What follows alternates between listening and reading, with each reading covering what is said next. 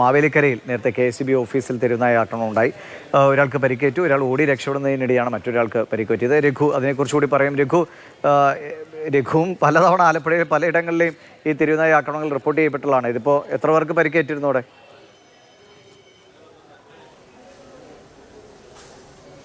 രാവിലെ 9 മണിയോടുകൂടിയാണ് നമ്മൾ ദൃശ്യങ്ങൾ കാണുന്ന രീതിയിൽ അവിടെ ഉണ്ടായിരുന്ന ഉദ്യോഗസ്ഥർക്ക് നേരെ തെരുവുനായ പാഞ്ഞെടുക്കുന്നത്. ഒരാൾക്ക് കടിയേറ്റു, മറ്റൊരാൾ ഓടി രക്ഷപ്പെടുന്നതും കാണാം. ഇതൊരു KCBയുടെ യാർഡാണ്. അവിടെ ഈ ലൈൻ അടക്കമുള്ള ഈ KCBയുടെ യന്ത്രങ്ങളടക്കം സൂക്ഷിച്ചിരിക്കുന്ന ഒരു യാർഡാണ്.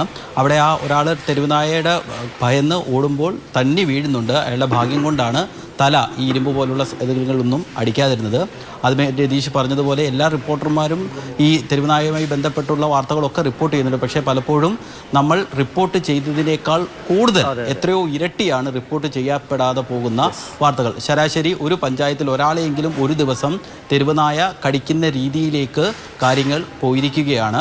കാരണം പലപ്പോഴും ഈ തദ്ദേശ സ്വയംഭരണ സ്ഥാപനങ്ങളുടെ അല്ലെങ്കിൽ അതുമായി ബന്ധപ്പെട്ടുള്ള വകുപ്പുകളുടെയും ഒക്കെ ഒരു ഗുരുതര അനാസ്ഥ ഈ ABC കേന്ദ്രങ്ങളൊക്കെ തുടങ്ങുക അല്ലെങ്കിൽ ഇതിനെ വന്ധീകരിക്കുക അടക്കമുള്ള കാര്യങ്ങളിൽ ഗുരുതരമായ വീഴ്ച ഇവരുടെ ഭാഗത്ത് നിന്ന് ശരിയാണ്. നമ്മൾ എത്രയോ തവണ ഈ ABC കേന്ദ്രങ്ങളൊക്കെ ബന്ധപ്പെട്ട് പാളിച്ചകളൊക്കെ എത്രയോ തവണ നമ്മൾ വാർത്തകൾ ചെയ്തതാണ്. പക്ഷേ വേണ്ട വിധത്തിലുള്ള ഇടപെടൽ ഉണ്ടാകുന്നുണ്ടോ എന്നത് ഇല്ല എന്നതാണ് ഇപ്പോൾ ഈ നടക്കുന്ന സംഭവങ്ങളൊക്കെ അതിന് ഉത്തരമായി വരുന്നത്. ഇപ്പോൾ